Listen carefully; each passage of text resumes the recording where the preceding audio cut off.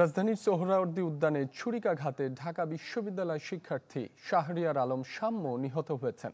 গতরাত 12টায় তুচ্ছ ঘটনায় তাকে ছুরিকাঘাত করে পালিয়ে যায় দুর্বৃত্তরা। এ ঘটনায় রাতভর উত্তাল থাকে ক্যাম্পাস। দাবি ওঠে ভিসি প্রক্টরের পদত্যাগ ও জড়িতদের দ্রুত গ্রেফতারের। শাইনি চুলে এখন হবে সব হেয়ারস্টাইল। সিল্কোর দ্বিগুণ শাইনি চুল প্রতিদিন। ঢাকা বিশ্ববিদ্যালয়ের শিক্ষা ও গবেষণা বিভাগের 2018-19 শিক্ষাবর্ষের শিক্ষার্থী শাহরিয়ার আলম শাম্য ছিলেন এফ রহমান হলের ছাত্রদলের সাহিত্য ও প্রকাশনা সম্পাদক। মঙ্গলবার রাত 12টার দিকে মোটরসাইকেল চালিয়ে সোহরাওয়ার্দী উদ্যান মুক্তমঞ্চের পাশ দিয়ে যাচ্ছিলেন।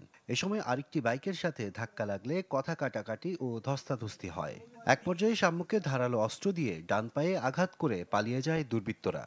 পরে তাকে গুরুতর অবস্থায় ঢাকা মেডিকেল কলেজ হাসপাতালে নেওয়া হলে মৃত ঘোষণা করেন চিকিৎসক। হত্যার ঘটনায় উত্তেজনা ছড়িয়ে পড়ে সহপাঠী সহ ঢাকা বিশ্ববিদ্যালয় ছাত্রদলের নেতাকর্মীদের মাঝে। এ সময় ভিসি নিয়াজ আহমেদ হাসপাতালে এলে রোষানলে পড়েন বিক্ষোভকারীদের।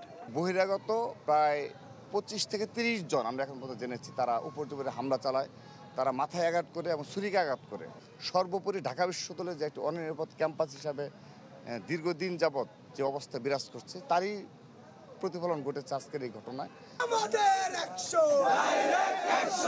রাতভর মিছিলের স্লোগানে উত্তাল হয়ে ওঠে ঢাকা বিশ্ববিদ্যালয় এলাকা। দাবি ওঠে ভিসি ও প্রক্টরের পদত্যাগ সহ হত্যায় জড়িতদের দ্রুত সময়ের মধ্যে গ্রেপ্তারের। এই ব্যর্থতার যে দায়, সেই দায় নিয়ে যদি তারা নিজেরাই সরে না আসে, ঢাকা বিশ্ববিদ্যালয়ের সাধারণ শিক্ষার্থীরা যদি কোনো ধরনের সিদ্ধান্ত গ্রহণ করে, সেটি সাধারণ শিক্ষার্থীরা গ্রহণ করবে। মোটিভ যেটা মনে হচ্ছে, আমার মনে হয় এটা বহিরাগতরাই, যেটা আমার যেটা ধারণা আর কি। এখন তো পুরাই না করে বলা যাবে না, তারপর দেখি আমরা তদন্ত করে। শাম্যের হত্যার বিচারের দাবিতে আজ রাজু ভাস্কর্যের সামনে বিক্ষোভ সমাবেশের ডাক দিয়েছে ছাত্রদল। আশরাফুল আলম আকাশ, চ্যানেল 24, ঢাকা।